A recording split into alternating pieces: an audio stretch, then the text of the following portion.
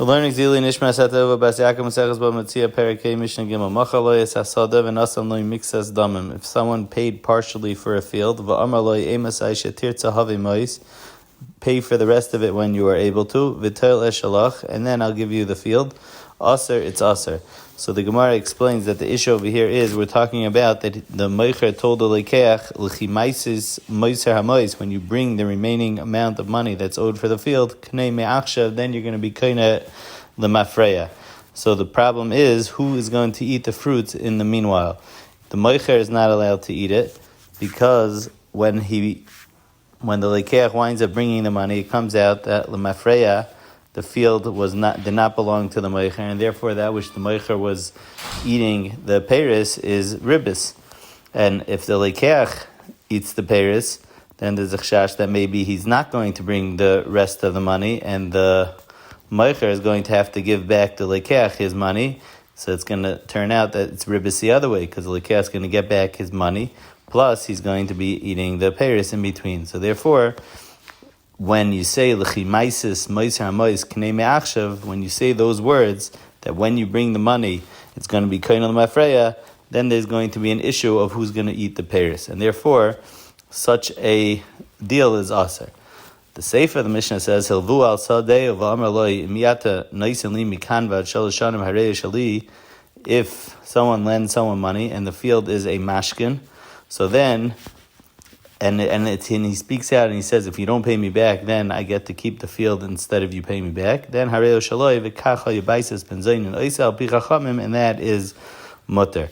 And the Gemara over here deals with the problem that it's an asmachta, because he told him, if you don't wind up paying me back, then I get to keep the field. So we know that asmachta, when you make such a deal like that, then you're not kaina.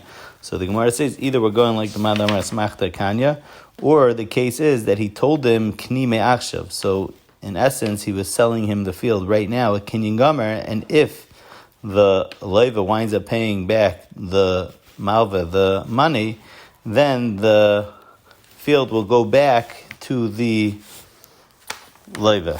But the sale is like a sale now, and it's a Kinyan Gomer, and therefore there is no problem of Asmachta. Mishna Dalet, you're not allowed to set up a chemeni for half schar, and similarly, you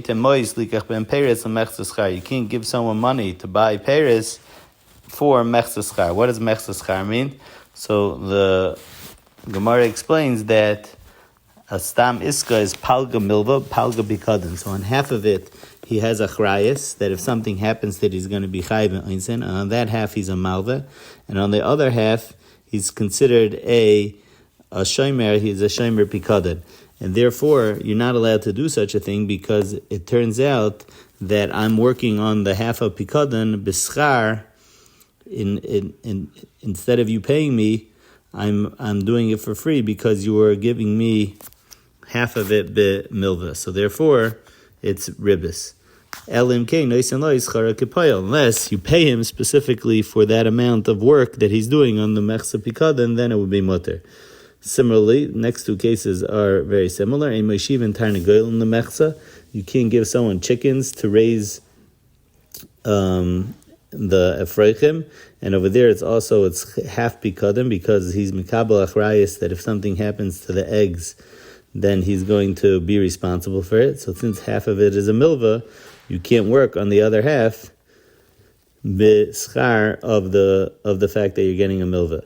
The ein shaman agon siyachon lemechza. Same thing with egel, a small cow, or siyachin, which is a small chamar, I think, for half. Elim kain neisen loy schar amaloy umezaynay. Unless, again, he's paying specifically for the schar tircha, then it wouldn't be a problem of ribis. Avo mikabel magolim v'siyachon lemechza u'begadon oisin ad shiyu mishaloshem v'chamar ad shetehei teyanes. You could do such a thing if it was specific that you're not mikabel achrayis. Over there, in this last case, if the animal would die, you wouldn't have to pay anything, so there's no milva at all, it's only pikadon, then you're allowed to do it. And the minig in such a case is that you raise the animal until they're a third of their growth, or by a chamar until it's able to carry a masoi.